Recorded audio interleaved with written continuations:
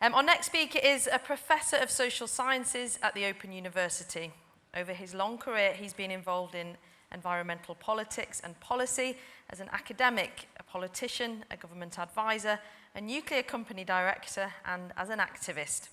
As a member of the first Committee on Radioactive Waste Management, he's directly responsible for some of the UK's policy on legacy waste.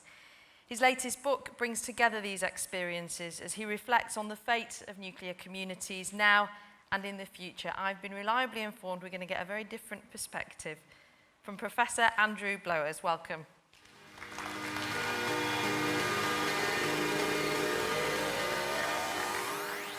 Well, thank you for that, which brings me, first of all, if I might, to my title, which was given to me, that I'm going to present an alternative view on radioactive waste management policy.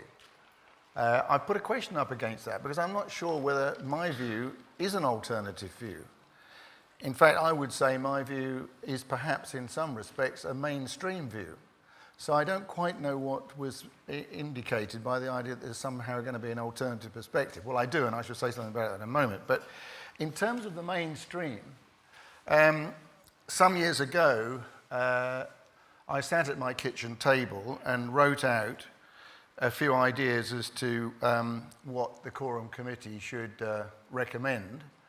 And I rather tentatively took this to my colleagues, and eventually they said, oh yeah, this is just what we want. So perhaps I can claim that the mainstream view of radioactive waste management policy is actually the policy which I adumbrated and which is still being followed to this very day by the government. And that policy, to use a phrase that's been used already, is an interdependent and integrated set of policy recommendations. It isn't just a policy which says we've got to have radioactive waste disposal as soon as possible. It's a set of other things, and I do suggest that you go back and read those 10 recommendations or whatever they were, which are this integrated waste management strategy. And we've heard quite a bit about that this morning. And the more I've listened to colleagues speaking, the more I've become convinced that in actual fact, I'm not at all controversial. I am actually the living embodiment of the mainstream view of government policy. But nonetheless, it's styled as an alternative view. It's possibly an alternative view in the following respects. That firstly, I'm a social scientist. And most of the people doing radioactive waste are not social scientists. One of the big problems, in my view, is the fact that they weren't. I was an early social scientist put on various committees because if you go onto these committees as a social scientist, your job is actually to look at the social aspects. And I think if I made any contribution at all to policy, it has been to say, look, this is a social as well as a physical problem. Nobody here today is denying this. It's now part of mainstream thinking. But going back 10, 15 years, this was not the case. So that's the first thing. The second thing is that my emphasis, as the title of my book suggests, is on legacy waste. And again, that's what we've fundamentally been talking about here today. I was very interested in the first two speakers because they have laid out to you the seriousness and the long-term nature of the problem that we have here and now with dealing with wastes which are legacy wastes. Perhaps I bring a so-called anti-nuclear perspective to this. I mean, I am opposed to a nuclear energy for all sorts of reasons, which I won't go into, and I don't think we need to have that debate here and now because actually there's a very big difference between having an anti-nuclear perspective on nuclear energy and that perspective having to do radioactive waste. The point is we all know whether you're pro or anti-nuclear, we have a legacy that has to be dealt with. And that has been my mission, to try and get some consensus over how we deal in the long run with the radioactive waste that we already have. And by God, I was amazed, I imagine you were, about just how much we do have. I mean, I take Julia's point about, you know, the hazardous waste are much bigger, but there is a huge amount of stuff around that's got to be dealt with. And our earlier speakers, I think, have spelled that out in no uncertain terms. And finally, I think the perspective I bring, which is an alternative view, is that I've been very concerned with the ethical perspective of radioactive waste management. But this also is becoming mainstream. I mean, the CoRWM recommendations recognize that, and the industry itself talks about the ethical aspects in terms of intergenerational equity. And that is a fundamental part of how we manage these wastes. What responsibility are we taking for what we inflict on future generations? How do we deal with that problem? And how do we deal with it, not just in the long run, but now, here and now, between the various communities which a lot of you represent? We have to look at intra-generational equity. That is equity between places. And as we go forward into trying to find new places for managing radioactive waste, this issue of fairness between places and fairness between generations becomes quite fundamental, as I'm sure you recognize. So there is a really important ethical dimension to these questions. So, what is radioactive waste? We've already heard it's the stuff that we've got no use for and so on. And it exists in terms of buildings, in terms of land, environment, stores, and it comes in various shapes and sizes. It comes from routine operations. It comes from accidents. In the past, it's come from nuclear weapons. There's also the day-to-day outpouring of radioactive waste.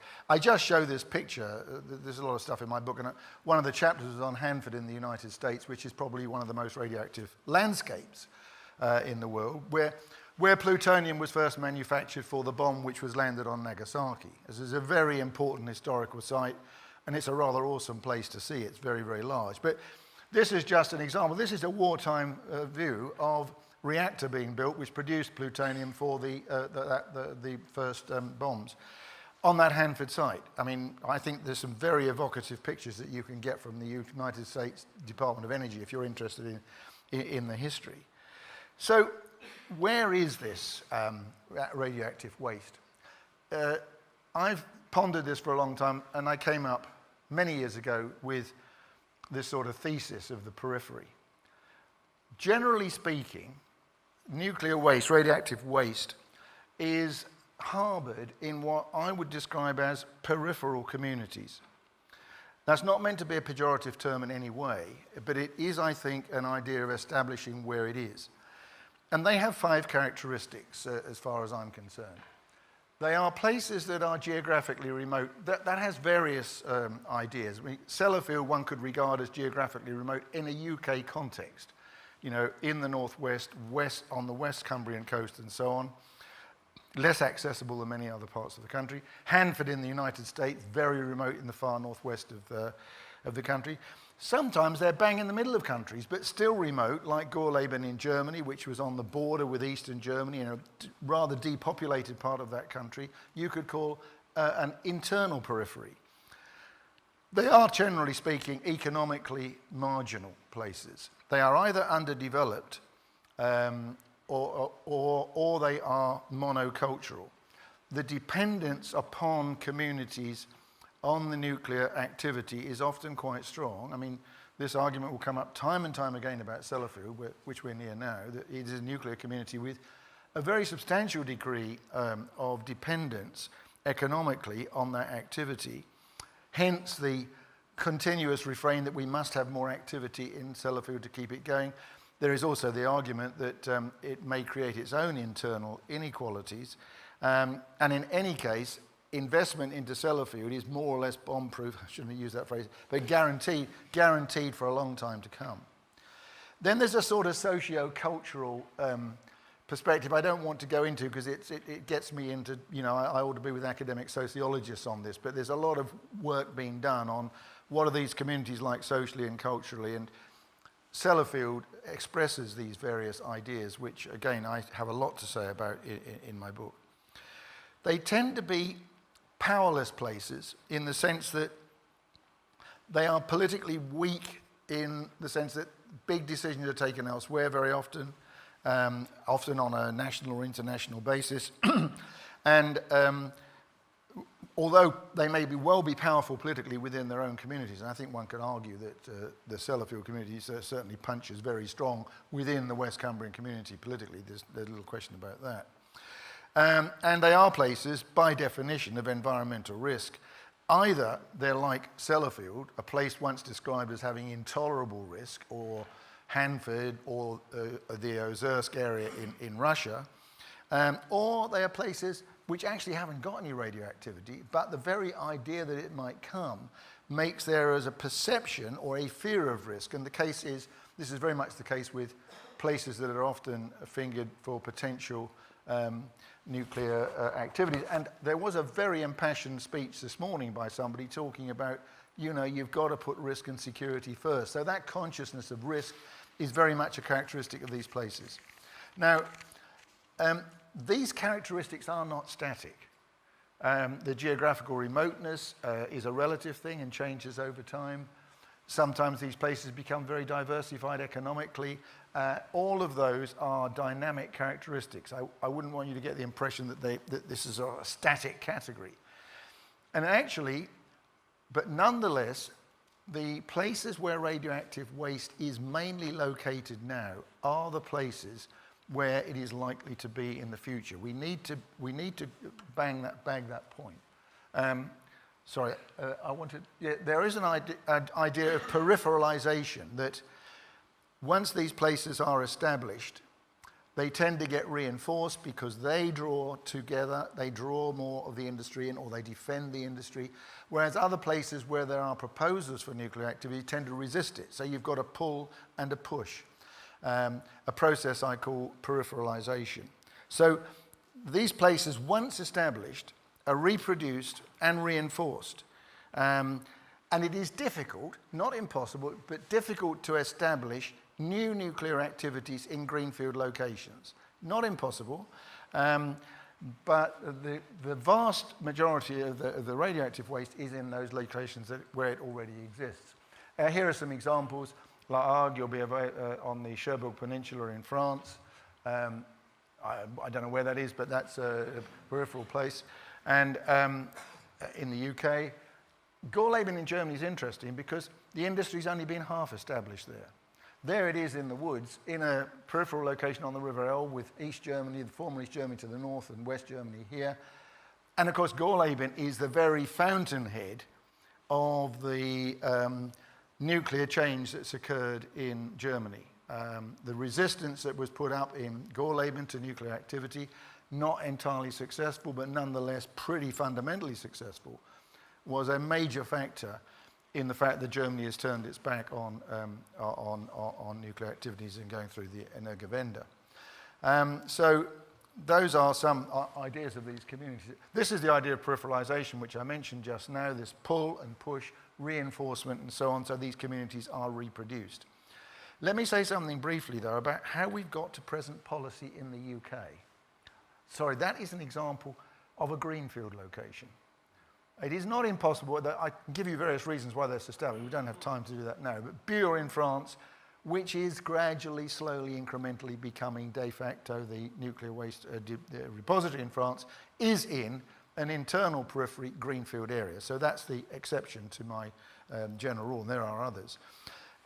If we look at nuclear waste history in the UK, very briefly, in that post-war period, there was the military dimension. It was closed and secretive. Radioactive waste was not an issue. It was accumulating, and all the arguments we've had this morning about the accumulation, particularly the Magnox and all the rest of it at Sellafield, our legacy problem is essentially coming from those years. And I was very struck by the idea that the Magnox was the first stuff to be produced. It's going to be the last to get sorted out. I mean, that's an incredible span. But there was this trust in technology, and radioactive waste was dumped, as you know, the sort of state of things in parts of the Sellafield plant, and it was dumped in the sea and so on. And these are examples. This is one of the Sellafield ponds, which I don't know whether this is still a legitimate photograph, but no doubt Sellafield will provide me with some more as to what is actually happening. But I mean, everybody knows the sort of state of those old ponds, which is the fundamental problem at Sellafield at the moment. And these are the famous tanks in Hanford, where the radioactive waste was just poured out in liquid form. There's something like 175 of these tanks, some of them leaking, may go into the aquifer and ultimately into the Columbia River. So that is a really, really serious, they've got a remediation problem, different to Sellafield's, but fundamentally pretty difficult, all from that period. Then from the 1970s to the 1990s, in the UK, we have a change. we go from a period when, you know, this whole thing was a sort of secretive operation to the fact that we've now got a lot of nuclear power stations. This is the peak of the industry in this country. We've got reprocessing coming in with, you know, towards the end of that period, there's the Thorpe and so on. And there's opposition. And the opposition leads us to conflict. There's this era of conflict went on for a long time between the pro and the anti-nuclear elements because, and the nuclear industry got its challenges. And also, of course, the industry experienced at the beginning of this period the TMI accident, and at the end of this period the Chernobyl accident. And at the same time, there were the revelations of what had gone on at Windscale and so on. So it was then opened up as a major sort of a problem area. And you had these conflicts which were over high-level waste. Where were you going to put that? You know, the Highlands of Scotland, it was rejected. There was the Foresight saga, which I was personally involved in when there were efforts to find low-level and intermediate-level waste sites in eastern England. There were the debates over Thorpe. And there was, of course, it culminated in the debate over the rock characterization facility in 1997 when that was turned out. All of these efforts to solve the problem through various forms of disposal were rejected during this period of conflict. This is just to illustrate. I mean, the Chernobyl accident, that's the sort of state of the community. I like to show this one because I was involved in this, but Elstow, where John Bunyan was, you know, quite a famous preacher, the heart of the country, the proposal there was rejected. And we had that philosophy of decide, announce, defend. You know, it came from the top. It was all about the physical stuff. Communities weren't even recognized, but they actually reacted. And as a result, the industry was pushed back and the government could not find solutions for radioactive waste. So we came to the turn of the century when it got more interesting. Nuclear industry was in decline. It was not going to, at that time, build any more power stations for various reasons we needn't go into. But there was no solution to radioactive waste management. On the other hand, when you've got no, when the industry is not advancing, you have a situation where it is possible to get a convergence and a consensus between the pro-nuclear and the anti-nuclear views. Because everyone recognized the problem had to be solved. And it could be solved in a context where there wasn't this fight about whether there should be future nuclear industry. And that's where the CoRWM committee, which I was on, was born. And there were various others in other countries and so on. And therefore, there was this implementation. There was the CoRWM proposals came out. I should have mentioned this before. During the 70s, I think it was, no, I've forgotten, it was 83, was it? The famous year when, you know, there was all this fuss about Sellafield, and there's a rather nice poster, I think. You visit Sellafield before Sellafield visits you.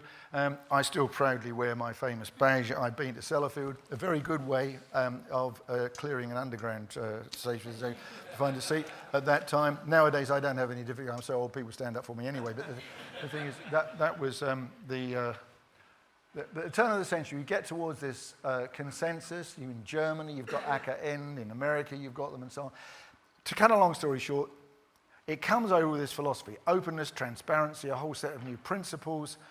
Can we have a policy which brings everybody together, whether or not they're in the industry, whether or not they believe in it or not? Yes, we can, on the basis of this, of voluntarism, which is where the community actually has a big stake in the decision, and participation and partnership. This is where the whole sort of thing became social, and there was a rather sort of triumphant progress of that. The government more or less bought the CoRWM proposals, but there were some significant differences, again, something you might want to discuss, but I won't go on with that. The government seemed to seize upon it because at this point, there was something thrown into the pot, which was new build. As in the middle of CoRWM's work, new build came in, and so therefore once again these sort of tensions arose, and the government seized upon the CoRWM proposals, particularly the first one, partly as a justification for new build, and the idea of being able to say, well, we do have a way of managing these wastes, so that's not going to be a problem, and therefore we can have new build. That has changed, I think, the atmosphere and attitudes about how one can get repositories. Now, I would say that's a serious issue for discussion. Since then, there has been a little bit of a pulling back from that period of CoRWM's first pronouncements. And the pulling back, I think, is a whole set of reasons, but I would wrap them up in one word, which is security. There's been the argument about national security, and the nuclear industry has been argued, you know, we're better off with the nuclear industry because we're not so dependent on foreign, etc. That at one time there'd be the economic argument that the nuclear industry, I mean, this seems a bit of a laugh now, but 10 years ago, nuclear looked as if it was actually a reasonable economic proposition. There was the energy argument, that, and it still goes on, the energy argument. We must have it as part of the mix. Nobody else can produce safe, secure supplies of electricity, so therefore if you haven't got nuclear, the lights go out. I mean, I can argue against all of these, I don't want to do that. I just want to tell you why I think this situation's changed. And then there was the environmental, ethical issue that nuclear is the answer to climate change. Without going into the nuclear anti and pro, because I would challenge all of those dimensions, I think they to some extent explain why there has been a move towards a more sort of pro-nuclear climate, which itself has consequences for how we manage radioactive waste and how the policy moves forward. Because it makes it, I think, if anything, a bit more difficult because, as I shall say in a minute, you have that. So the policy of new power stations came in the middle of the CoRWM thing, and it was there when the attempt was made to implement CoRWM in West Cumbria. And as you know, I think the West Cumbrian process, I would argue, was a success. I mean, people gloomily say, well, it failed because it didn't get anywhere. And actually, the CoRWM process had built into it that if you didn't want to go forward, you didn't have to. And for various reasons at that point, the community decided, parts of the community decided they wouldn't go forward. That wasn't a failure of the actual process itself, but it was one possible outcome of that process. So we've now moved on from that. There's been this review, and we've long waited. I mean, I was on the committee working with communities, and I thought the thing had been signed off and gone out. And last week when I was thinking about this conference, I thought, well, what's happened to all of this? Well, actually, nothing has happened. It's apparently still going to come out. We shall no doubt hear a bit about this in a moment. But we are still essentially moving forward, albeit slowly, with the kind of policy formulation that the first CoRWM committee set up, with variations. Those variations are important, but don't get the impression that the whole thing has been abandoned, ditched, and so on. The fundamentals of that, which are the basic principles of participation, partnership, and this is just the Cumbria protest. One or two of you here might want to look at that because you're probably on it. I don't guess many of our former speakers are, but so I can recognise one or two faces there. So this is the future development situation. So the fundamental principles of the 3 Ps, I call them, which are participation,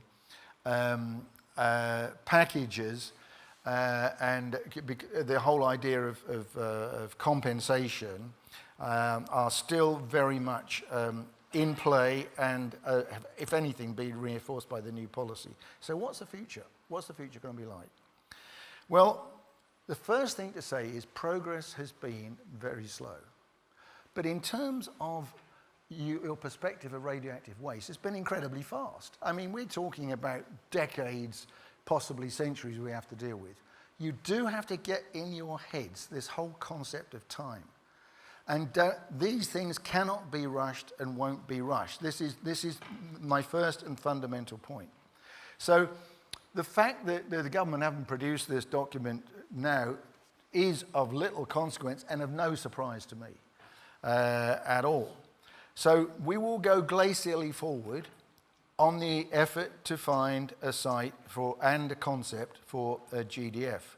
But it isn't going to happen, in my judgment, anytime soon, for a whole set of reasons. We have these options, whether we go for early disposal or we go for deferred disposal. But or we go for retrievability. There's a huge debate around all three of those. Let's not go into that here because actually none of that really matters because it's taking a long time anyway. So we talk about early disposal. What are we talking about? We're talking about several decades before anything is likely to really occur and to happen. So it's dead unexciting, it seems to me, at the moment. Radioactive waste management is all about what these guys have been talking to you about before. And I've been pleased to hear what is being said, that we have to manage it securely and safely. The job is to deal with what we have, where it is, and it'll take a long time. And the policy for that, which is several decades ahead, surely is enough in one sense to get your head around. The idea that we're going to try and do things much further in the future is much more difficult.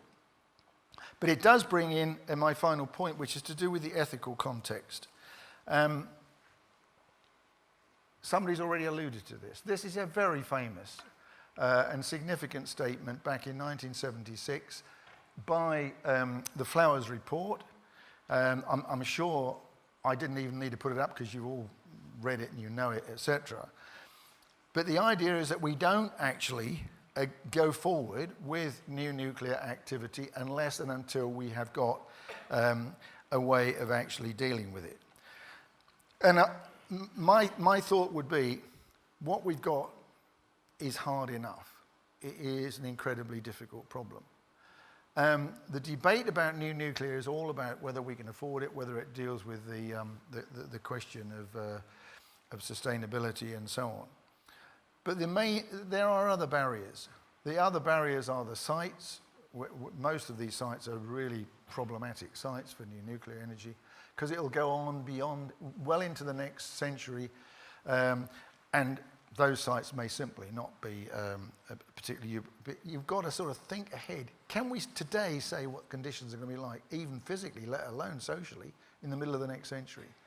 So I think we should pause and not even consider having further new nuclear power stations in the UK, because we will then not know what the legacy is going to be. We already know what we've got to deal with. You create more, and you create much, much more uncertainty in terms of the inventory.